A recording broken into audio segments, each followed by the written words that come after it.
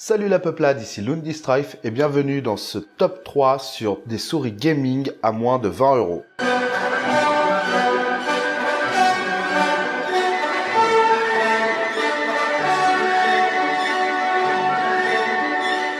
Alors les trois souris que je vais vous présenter, deux sont de la marque Zero Date et une autre est de la marque Isj. À vrai dire, faites-vous une idée avec cette orthographe. Les deux souris Zero Date sont présentées dans des boîtes en carton simples, comme celle-ci, tandis que la Isj est présentée dans une boîte un peu plus colorée. Restez jusqu'à la fin de la vidéo car il y aura des modalités pour un concours qui se déroulera au cours du mois de janvier qui vous permettra de gagner l'une des trois souris que je vais vous présenter. Je vais vous expliquer leurs qualités et leurs défauts que moi je leur ai trouvés, et attaquons sans plus attendre par celle qui, à mon sens, se trouve à la 3e place. La X600 de chez Zero Date est une souris qui se veut gaming mais qui à mon sens n'est pas gaming. Ne vous inquiétez pas, je vais tout vous expliquer. Cette souris n'est pas si ergonomique que ça et elle est beaucoup trop légère pour le jeu. En revanche, pour la bureautique, elle est parfaite. C'est pour ça que je l'ai mis en 3e position. Je vais développer un peu plus ses caractéristiques. Cette souris a un DPI ajustable de 250 à 2500. Elle se branche en USB et un de ses plus gros défauts, c'est son câble. En effet, le câble est gainé de plastique, ce qui le rend très rigide et donc peu pratique lorsque vous avez besoin de faire des mouvements rapides ou amples.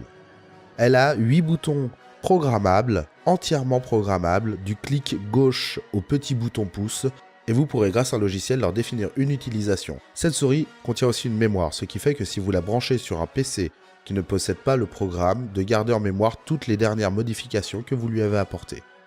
La souris pèse 168 grammes et vous avez la possibilité de rajouter 2 petits poids. Et à mon sens, ça ne sert à rien car la différence est minime.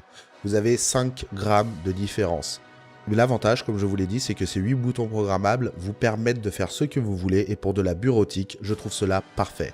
La souris est fournie en 2 coloris, noir et blanc, mais aussi avec 2 repose-paumes. Vous avez soit un repose-paume complet, soit un repose-paume un peu plus bling-bling, où vous pouvez mettre dessus une petite boule qui vous permet d'avoir un meilleur effet de lumière. De plus, les LED possèdent 2 façons d'être, soit fixes en couleur à respiration, soit alternées sur toutes les couleurs qu'elle peut créer.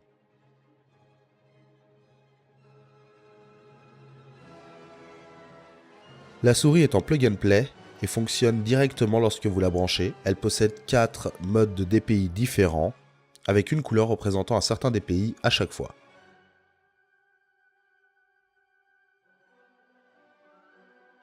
Passons maintenant à la souris à la 2e place. La Zero Date X70 est sans fil. Elle fonctionne à l'aide d'une petite clé USB en 2,4 GHz. Et même chose étant plug and play. Elle est aussi fournie avec un câble d'alimentation USB, car oui, dedans, il y a une batterie et non des piles. Et c'est à mon sens ce qui lui donne un énorme point, surtout pour son prix. Cette souris par contre n'est pas programmable. Les boutons sont définis à l'avance et l'on ne peut les changer. Quant au DPI, vous alternez entre 3 vitesses allant du moyen au plus rapide au plus lent et elle va jusqu'à un maximum de 2400 DPI.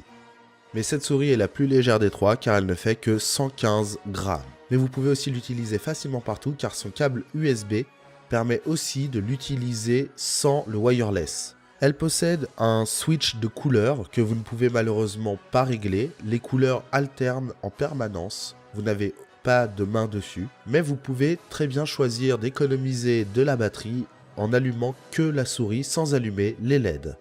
La batterie met en moyenne 2 heures de charge et vous avez 6 heures d'utilisation et vous pouvez pousser à 10 heures à peu près si vous n'utilisez pas les LED. Les 2 boutons sur le pouce sont des boutons page plus, page moins. Cette souris est beaucoup plus ergonomique que la précédente, c'est pour ça qu'elle gagne sa place en 2e position. Je rappelle qu'à la fin de la vidéo, vous aurez des modalités pour un concours qui vous permettra de gagner cette souris que je viens de vous présenter. Et enfin, la souris à la 1re place, sans vraiment grande surprise car je vous en ai parlé en début de vidéo. La Isj X100. Comment lui dire du mal? Comment vais-je trouver du mauvais sur cette souris? Déjà, sachez que chez moi, suite à une surtension, La résistance pour la LED bleue a cramé, c'est pour ça que je n'ai plus que du vert et du rouge. Mais en soi, ça ne gâche en rien les capacités de cette souris. Cette souris est juste géniale. Elle a un câble en nylon tressé, il fait 1,50 m, c'est suffisant. Elle possède un programme qui permet de modifier les boutons. Elle n'a que 6 boutons programmables, mais ces 6 boutons programmables sont suffisants. Vous pouvez faire des macros avec des actions complexes sur votre clavier que vous pourrez réaliser par la suite en un seul clic avec cette souris.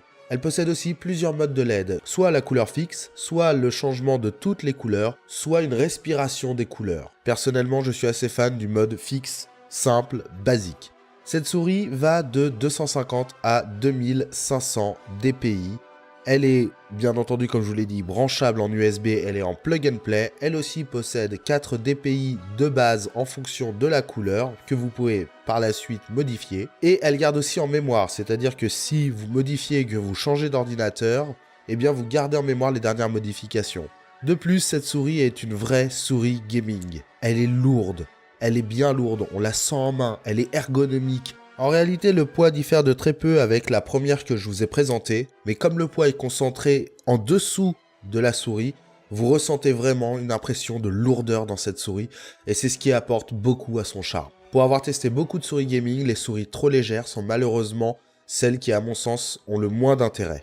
Et cette souris pèse presque 200 grammes. Elle a un clic très doux et surtout bien réparti. Pour moi, cette souris vaut toutes les souris du monde. Oui, je la compare même, si vous voulez, à une Rocat Leader. Pour l'avoir essayé, eh bien je préfère cette souris qui vaut moins de 15 €. Je vous l'ai dit, ça va être difficile pour moi d'en dire du mal, tellement je suis tombé amoureux de cette souris. Elle a que du positif. Elle est très sensible, très réactive, et c'est celle que j'utilise en permanence pour le gaming.